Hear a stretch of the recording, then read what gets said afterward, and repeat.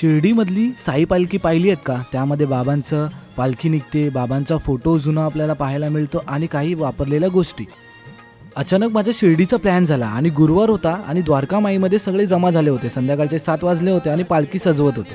ढोल ताशाचा आवाज, भजनाचा आवाज आणि माझ्या समोरच आलं बाबांनी वापरलेले काही जुने वस्तू. त्याचं मी पाया पडलो आणि खरंच मला असं अजूनमध्ये मला विश्वास नव्हता होत.